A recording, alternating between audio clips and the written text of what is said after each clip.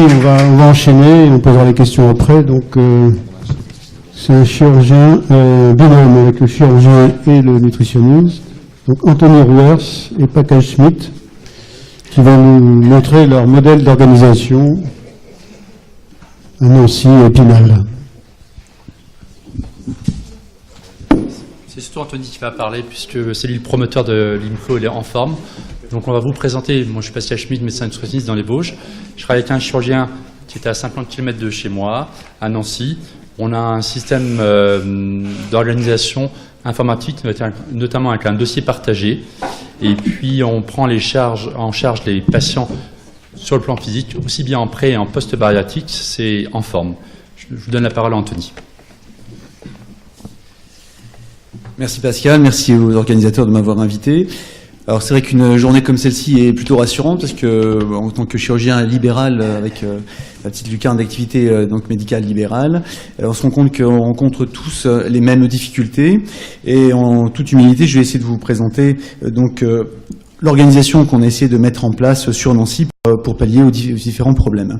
Alors l'Institut médico-chirurgical Lorrain de l'obésité, c'est une association type 1901 qui regroupe 15 médecins, chirurgiens, psychiatres, nutritionnistes, cardiologue, pneumologue, également médecine du sport, puisqu'on intègre un centre médico-sportif de réhabilitation pour le patient obèse. Et je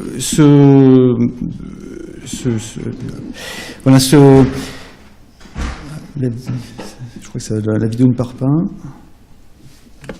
Bon, la vidéo ne part pas.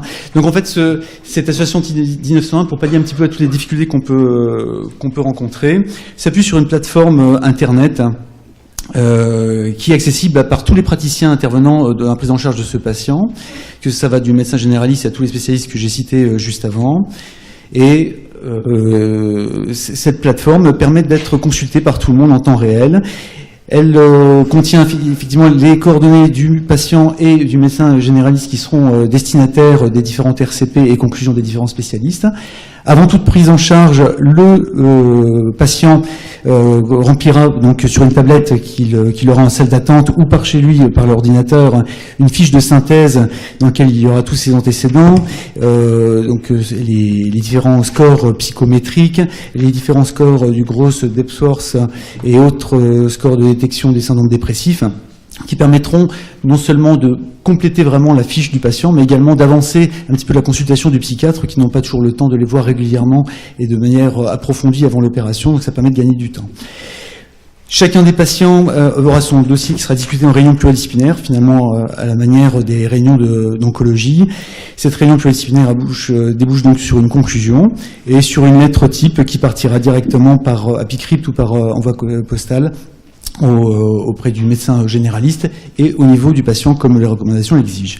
Ces réunions pluridisciplinaires s'appuient sur un fichier que l'on peut compléter en tant que praticien participant au fur et à mesure et donc tout en consultant les conclusions des autres. Et ce fichier contient notamment les conclusions du séjour bilan qui dure 24 à 48 heures, dans lesquelles l'exploration fonctionnelle respiratoire, la recherche d'apnée du sommeil, l'échographie hépatobiliaire et la fibroscopie ainsi que l'anatomopathologie, les prises en charge diététique, psychologique ainsi que la table ronde d'information encadrée par nos collègues diététiciennes, donc tout est répertorié ici, et ce qui permet finalement d'être consulté en direct, de gagner du temps. On peut également à chaque fois compléter les mesures de poids, d'impédance-métrie, d'hémoglobine glyquée, etc., ce qui permet de remplir la fiche patient et à la fin d'obtenir des graphiques. Bon, je passe également la possibilité de faire des ordonnances et des arrêts de travail à l'issue de la chirurgie. Donc, peut-être passer à la diapositive suivante. Alors, après vous avoir présenté un petit peu cette plateforme Internet qui permet de travailler de concert et d'éviter certains écueils, je vais parler un petit peu plus spécifiquement de la prise en charge de l'activité physique et sportive chez le patient obèse. Vous savez que c'est une recommandation déjà de l'HAS, mais c'est du bon sens. Alors, les textes de recommandation de l'HAS parlent d'éducation thérapeutique, d'activité qui doit être quotidienne, avec un cut-off qui semble être aux alentours de 150 minutes, voire même allons jusqu'à 150 minutes de sport intensif, au mieux, voire 300 minutes de sport modéré. Alors, vous voyez que c'est quand même un vaste programme chez un patient qui est obèse et dont la culture du sport n'est pas forcément très acquise. Et c'est d'autant plus un vaste problème que lorsqu'on regarde un petit peu ces chiffres, on se rend compte que moins de 5% des patients obèses observent seulement moins de 5% des patients obèses observent plus que 50 minutes d'activité physique par semaine. Donc vous voyez qu'on est quand même loin du compte dès le départ. Et cette activité, ce critère de 150 minutes par semaine est pourtant très important puisque après la chirurgie, on voit bien que des patients opérés qui observent ces 150 minutes par rapport à ceux qui ne les observent pas, il y a une vraie différence en termes de perte de l'excès pondéral, de perte de la masse grasse, tout en préservant le patrimoine musculaire et protéique. Donc c'est quand même un vrai problème et une vraie difficulté à chercher à obtenir cette activité physique et sportive. D'autant que vous voyez que la chirurgie, comme vous le savez, et comme mon prédécesseur l'a dit juste avant, la chirurgie est vectrice de fonte musculaire et vectrice de carence protéique chez des patients qui sont déjà carencés dès le départ. Donc il faut vraiment faire très attention à tout ça. L'activité physique et sportive a non seulement un impact sur le poids, mais également sur les comorbidités de l'obésité. Alors c'est comme également un des buts de la chirurgie de l'obésité. Il ne faut pas juste se cantonner à l'U40 du poids au niveau de la chirurgie bariatrique. L'activité physique et sportive a également un impact sur le diabète, sur l'hypertension artérielle, surtout pour les chiffres systoliques, et les dyslipidémies. Alors ces choses dites, donc le sport, il faut le faire. Donc quand on est chirurgien libéral, on se retrouve avec des patients qu'on a opérés ou qu'on va opérer, et derrière, il faut leur dire, voilà, il va falloir faire du sport, vaste programme, et toute la difficulté commence ici, parce que soit on peut leur prescrire 20 séances de kiné, mais derrière il n'y a aucun projet, il n'y aura pas de continuité. Ou alors on leur dit, mais écoutez, adhérez à une salle de sport. Et là, les centres sportifs ont en général des niveaux d'intensité qui sont trop élevés pour eux. Ou alors, il y a un problème d'accessibilité aux appareils avec un problème d'ergonomie. Les patients peuvent se faire mal. Et par ailleurs, les patients souffrent d'une vraie barrière esthétique. Autant de motivations sportives qui sont donc très précaires dès le départ. Et sur un papier du SORD qui a été publié en 2010, on se rend compte qu'il y a, après chirurgie bariatrique, lorsque c'est pas bien encadré, 80% d'abandon dans un délai de 6 à 12 mois après l'opération chirurgicale. Alors, faire du sport, c'est bien, il faut essayer de pallier à tous ces problèmes-là. Et dans la structure qu'on a essayé de monter, on s'est dit non seulement on va essayer de faire, d'assurer une certaine observance, mais en plus on va essayer d'optimiser ce sport, de le concevoir pour le patient obèse, pour qu'il puisse consommer plus de masse grasse et tout en protégeant le patrimoine musculaire et protéique. Alors c'est là que toute la difficulté commence, parce que lorsqu'on se rafraîchit un petit peu les idées, qu'on regarde le recrutement énergétique dans le corps humain, certes après une première phase de recrutement cellulaire, il y a ensuite la glycolyse anaérobie, qui débouche qu'en fin d'activité à une glycolyse et une néoglucogenèse après lipolyse. Et c'est à partir de là où le patient va commencer à consommer de la masse grasse, mais c'est là tout le problème, parce que le patient, il n'arrive pas toujours à faire une activité assez longue pour arriver à cette phase de lipolyse. Ça, c'est la première difficulté, c'est qu'il faut une activité qui soit longue dans le temps. Mais la deuxième difficulté, c'est que plus votre intensité d'activité avance, plus la lipolyse va diminuer pour laisser place à la glycolyse. C'est-à-dire que non seulement l'activité doit être longue, mais en plus elle doit être peu intense. Donc tout l'intérêt est de mesurer tout ça, avec une convergence entre la lipolyse et la glycolyse qu'on appelle le crossover point, qui en plus chez le patient obèse, et alors là c'est vraiment sadique pour le patient obèse, mais en plus ce crossover point, il est décalé vers la gauche, c'est-à-dire qu'en plus pour eux, la fenêtre de tir, c'est-à-dire l'objectif de VO2 max est très mince pour le patient obèse, puisque dès lors que vous faites une activité un petit peu trop intense, on laisse tomber la lipolyse pour la glycolyse, et vous n'avez pas l'effet escompté. Donc il faut absolument encadrer cette activité, il faut que l'activité soit longue et peu intense comme on l'a dit. L'effet bénéfique au long cours, c'est qu'avec l'entraînement, le crossover point est décalé vers la droite, ce qui permet d'avoir une activité qu'on va pouvoir entraîner de plus en plus intensément pour le patient. Attention également à la longueur de l'activité, parce que chez un patient qui devient entraîné, le temps d'anaérobie est de plus en plus long, donc il faudra également que l'activité soit de plus en plus longue. C'est très difficile d'encadrer un patient sur le plan physique et sportif tout en mesurant la VO2 max, c'est même quasiment impossible à large échelle.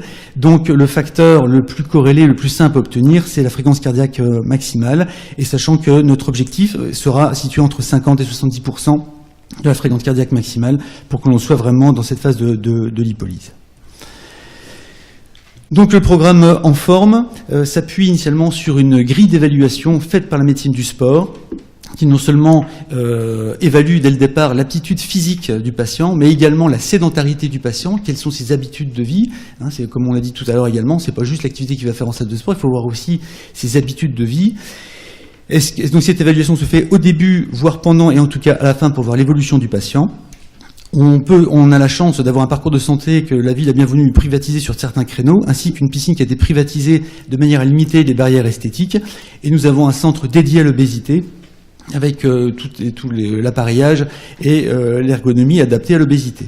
Ce plateau technique dont s'attachent des outils qui sont mesurés par la cardiofréquencemétrie, ce qui nous permettra d'être toujours dans la bonne cible fréquence cardiaque maximale pour augmenter la lipolyse. Et cet outil aussi s'attache à faire de l'activité à domicile aux patients, 1 à 2 fois par semaine, avec des vidéos qu'on leur envoie. Et cette activité à domicile est mesurée par des montres d'actimétrie qu'on leur prête chaque semaine et qui sont relevées chaque semaine, ce qui nous permet de voir l'évolution de l'activité en dehors des phases d'activité sportive et pendant les phases qu'on leur envoie. Et ça permet également d'évaluer la qualité du sommeil qui évolue durant les 6 à 12 mois après l'opération chirurgicale. Toutes ces vidéos sont accessibles sur un site qui est sécurisé, qui est avec un compte qui est individuel sur lequel le patient rentre, rentrant son mot de passe, et ça débouche sur des statistiques et des courbes qui sont envoyées directement au médecin référent et également au médecin généraliste qui est au centre du programme. Cette structure qui a été baptisée donc En Forme fait l'objet d'un partenariat avec le CHU Nancy et les autres structures privées qui sont amenées à traiter les patients obèses, sous forme d'un programme d'éducation thérapeutique du patient, d'autant que cette activité à domicile permet un réel rôle éducatif pour le patient qui derrière va restituer un petit peu ce qu'il a appris en tant que patient expert et en enseignant de temps à autre aux autres patients ce qu'il a retenu, et c'est lui qui coach un petit peu l'activité des autres patients. Alors la grille d'évaluation par médecine du sport, c'est une grille qui a été évaluée par nos confrères, qui a été établie par nos confrères nutritionnistes et également médecine du sport, qui évalue, donc s'attache à évaluer donc les possibilités physiques et sportives du patient dès le départ, qui mentionne tous les écueils articulaires, quelles sont les articulations, les appareils ostéomusculaires qui sont à respecter chez un patient, mais également qui s'appuie sur la grille de score de Ritchie et Gagnon, qui donc va évaluer le comportement plus ou moins sédentaire du patient à domicile. La totalité de ces grilles d'évaluation débouche sur un score. Ce score permet de grouper les patients de 1 à 5. Ces groupes permettront alors d'obtenir notre objectif en termes de fréquence cardiaque à obtenir durant l'activité physique et sportive au centre. Groupe 1 et 2, c'est plutôt des fréquences cardiaques de 50% par rapport à la fréquence cardiaque maximale pour l'âge. 3, c'est 55 à 60, et ainsi de suite jusqu'au groupe 5. Alors, ça marche pas non plus, ça ? Non, ça marche pas non plus.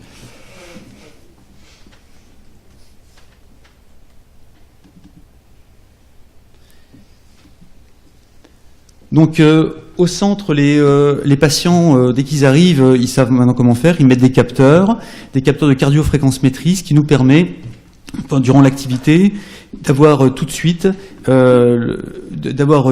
si vous voulez, la zone cible qui s'affiche sur un écran, et ils savent, en fonction des groupes où ils sont, s'ils sont plutôt entre 55 et 60, etc. Cette zone cible permet d'éduquer les patients pour, après qu'ils n'aient même plus besoin de regarder l'écran, savoir quelle doit être leur activité pour être plutôt dans la lipolyse plus que dans la glycolyse. Ça permet également aux coachs de bien les éduquer, et ça, je vous le cache pas, ça a créé aussi une certaine d'émulation collective à ce sujet. Les patients aiment bien rentrer dans un esprit un petit peu compétitif pour être à la fin de la séance à 70, 80, 85, 90% dans leur cible, dans leur zone cible, etc. On ferait également le travail de masse, en respectant les différentes contre-indications ostéomusculaires qu'a mentionné le médecin du sport, travailler en extérieur. Et comme je vous l'ai dit, voilà, ça c'est l'interface Internet auquel ils appartiennent. Donc ils peuvent prendre rendez-vous directement par Internet. Et voilà ici, donc ce sont les vidéos qui s'affichent, qui sont expliquées avec une petite vidéo et qui débouchent sur des statistiques de semaine en semaine. Et ces statistiques permettent d'être imprimées, envoyées par mail aux différents praticiens, aux médecins généralistes et également aux patients. Le samedi et le dimanche, c'est la marche collective, bon, tout en respectant une certaine émulation, bon, voilà, la place Stanislas de Nancy, ce qui permet également de donner, au-delà de l'activité physique et sportive, de créer un certain esprit sportif qui n'est pas forcément présent dès le départ chez le patient obèse.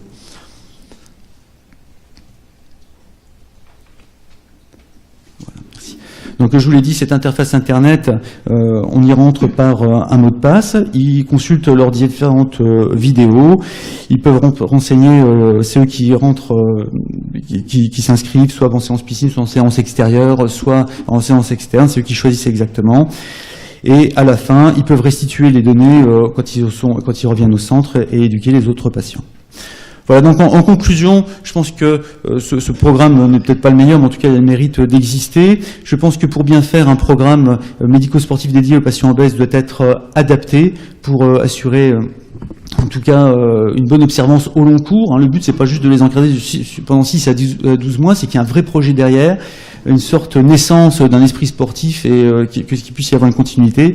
Ce programme doit être spécifique, encore une fois, pour protéger l'appareil musculaire et augmenter la lipolyse, et il doit être éducatif pour, encore une fois, augmenter l'observance du patient et qu'il ne fasse pas n'importe quoi ultérieurement, d'autant que ce programme n'a pas pour volonté de les prendre en charge durant des années, mais que ce soit juste une passerelle durant cette phase d'amaigrissement avant de rejoindre des clubs de sport ou autres salles de sport plus conventionnelles. Voilà, je vous remercie.